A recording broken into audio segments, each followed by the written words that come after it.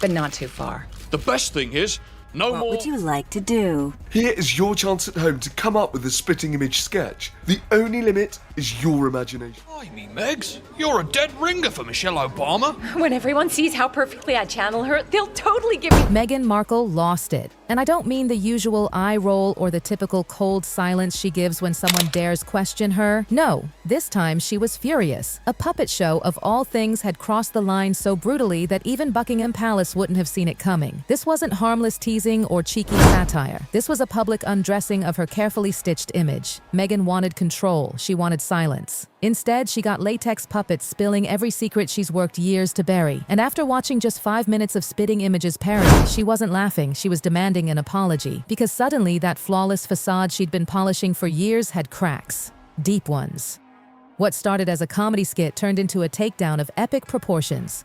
The Meghan Markle puppets didn't just poke fun, they sliced through the illusion she's been selling since the day she married into the monarchy. The polished Meghan, the empowered Meghan, the victim-turned-queen of authenticity, gone. What the world saw instead was a fame-hungry diva, desperate for validation, strings pulled tighter than ever before. And yes, this time, the strings weren't just on the puppets. They were on Meghan herself. But there's one person who's not happy.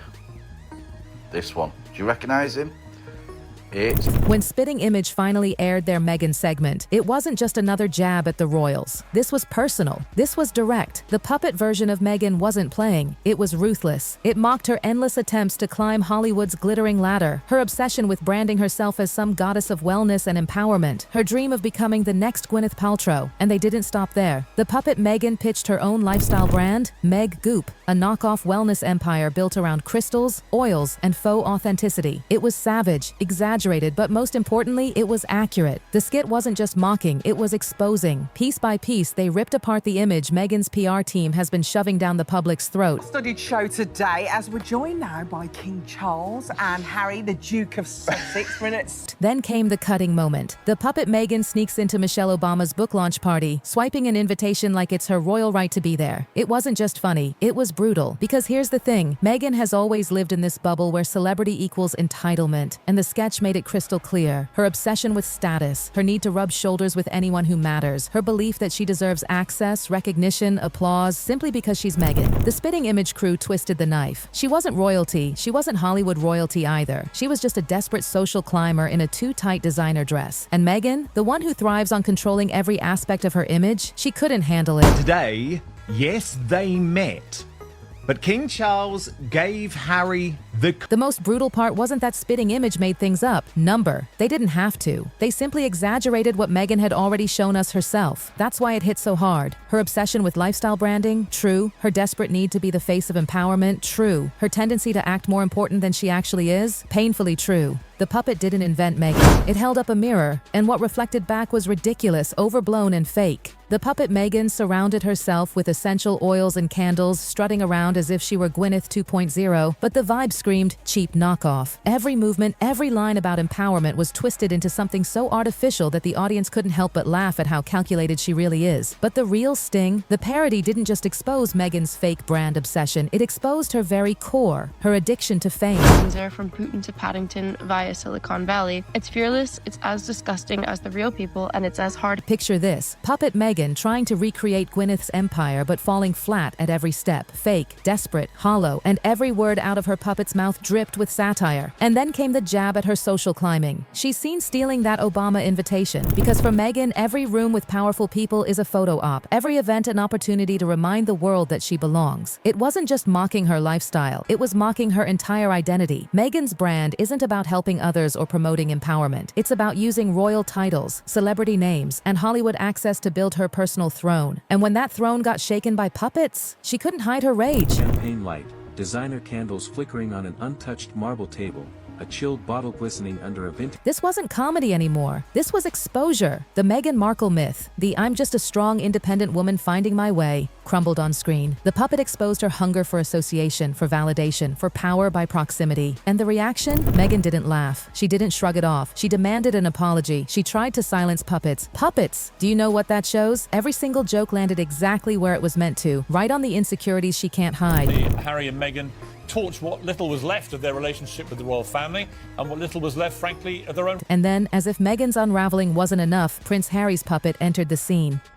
And if you thought Meghan got roasted, Harry's takedown was almost worse. The once dashing prince, reduced to a tragic, bumbling figure. The puppet Harry wasn't powerful, he wasn't charming. He was desperate to matter, desperate to please his wife, desperate to stay relevant in a world that has already moved on from him. At one point, the puppet literally pitches Meghan for a movie role, like an unpaid intern begging a Hollywood director for scraps. And yes, it's based on real life. Remember when Harry was caught on camera asking Disney's CEO for opportunities for Meghan at a red carpet event? That moment, already cringeworthy, became comedy gold, because what Spitting Image nailed was this.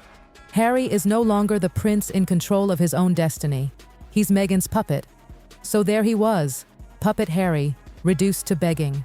A prince who once had the world at his feet, now standing on the sidelines of Hollywood, pleading for someone, anyone, to give Meghan a shot. The sketch twisted the knife deep, showing him not as a royal, not as a leader, but as a man stripped of dignity, groveling in front of industry powerhouses who barely remembered his name. And here's the kicker, it wasn't even satire. That embarrassing clip of Harry hustling Disney's CEO on Meghan's behalf, that was real. All Spitting Image did was turn a moment of awkwardness into pure comedy gold. The audience laughed, but it was the kind of laughter that makes you squirm because you knew it was true. Harry wasn't a powerful prince anymore. He was a husband desperately clinging to the scraps of relevance Meghan promised him. Then came the whining. Oh yes, the puppet Harry spent half his screen time moaning about being fifth in line to the throne, as if being born into obscene privilege was the greatest curse a man could endure. It was pathetic. The satire showed him pouting like a spoiled child, trapped in self-pity, blind to the privilege the rest of the world would kill for. And the punchline? The puppet knew it was a puppet, a powerless figure, controlled, helpless, the same way the real Harry looked, stuck in a marriage where Meghan pulls every single string. The audience didn't just laugh, they nodded, because deep down we all knew the sketch had nailed the truth. It got worse. Harry's puppet shared a scene with Paddington Bear, of all characters, gleefully reminiscing about his so-called rebellious years. But the parody flipped it into humiliation. Instead of looking like a daring prince breaking free from royal shackles, Harry came across as a privileged brat mocking his own chaotic past. The writers weren't subtle. They were making it painfully clear. Harry's problems aren't the monarchy's fault. They're his own. His rebellion wasn't noble. It was childish. He wanted the perks of royalty without the duty, the glamour without the responsibility. And the puppet drove that truth home with a grin. And then came the dagger. Instead of using his global platform to inspire or make change, the puppet Harry begged for sympathy. Poor little rich boy trapped in a palace. Poor little prince weighed down by diamonds and castles. It wasn't just satire. It was a brutal reminder that Harry has spent years painting himself as a victim, while the world sees him as a man refusing to grow up. And the saddest part? The parody Harry wasn't too far from the real one. Lost, directionless, always leaning on Meghan for guidance, nodding along like a sidekick instead of a man in control of his destiny. Every scene screamed desperation. This wasn't a prince finding his voice. This was a man trapped in nostalgia, trying to relive a glory that had long since faded. No one was listening anymore. He wasn't respected, he was pitied. The audience laughed, but the laughter had sharp edges. Because as hilarious as the puppet was, the reality was even harsher. Harry had become exactly what Spitting Image painted him to be. A joke. And while Harry stumbled through parody after parody, Meghan's puppet was relentless. She wasn't just mocked, she was exposed. The puppet Meghan wasn't a quirky caricature. She was cold, calculating, strategic. A woman always 10 steps ahead, manipulating every move, every headline, every deal. Meanwhile, Harry's puppet fumbled in the background like a clueless intern doing whatever Meghan ordered. And if you think that was exaggerated, just look at their real interviews. Meghan takes the stage, Meghan talks, Meghan plans, and Harry nods, smiles, and backs her up. The puppets didn't invent this dynamic, they just highlighted what the entire world has already seen. And the mockery didn't stop. One sketch showed Meghan calmly managing Harry like he was her assistant, keeping him in line while she orchestrated their entire post-royal empire. Netflix shows, PR strategies, carefully crafted interviews. She was the boss. He was the follower. The puppet nailed it. Meghan is the strategist. Harry is the accessory.